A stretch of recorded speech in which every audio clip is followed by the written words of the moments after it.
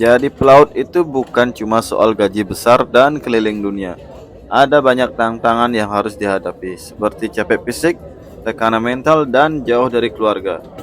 Saya sendiri sudah merasakan semua itu sejak pertama kali berangkat kerja di kapal pesiar tahun 2013.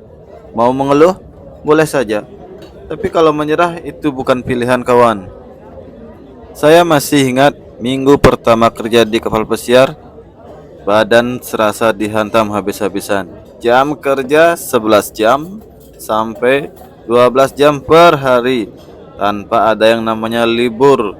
Mau capek atau sakit, kerjaan harus tetap jalan. Di hari pertama saya sudah merasakan kayak sebulan. Harus cepat, harus disiplin, nggak ada yang namanya malas-malasan. Saya benar-benar kaget dengan ritme kerja di kapal pesiar. Salah satu yang paling berat buat saya adalah jauh dari keluarga.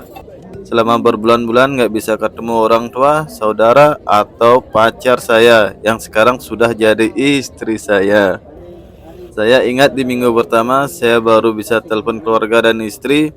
Tiba-tiba pengen nangis, rasanya pengen pulang tapi nggak bisa. Ada saat-saat dimana kita cuma bisa bertahan ya dengan video call atau sekedar chat.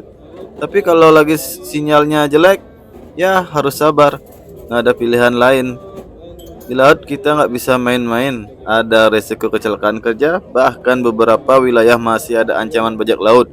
Seperti di perairan Somalia.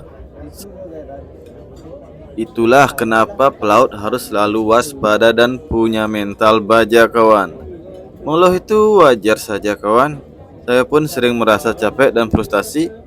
Tapi kalau mau sukses sebagai pelaut, kita harus bisa bertahan. Kalau kita bisa bertahan, hasilnya juga luar biasa.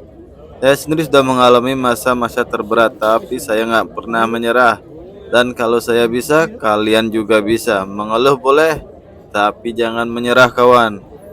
Ya, buat kalian yang sedang bekerja di kapal pesiar atau punya rencana pelaut, tulis pengalaman atau pertanyaan di kolom komentar. Jangan lupa like, share, dan subscribe supaya saya bisa terus berbagi pengalaman kawan. Terima kasih.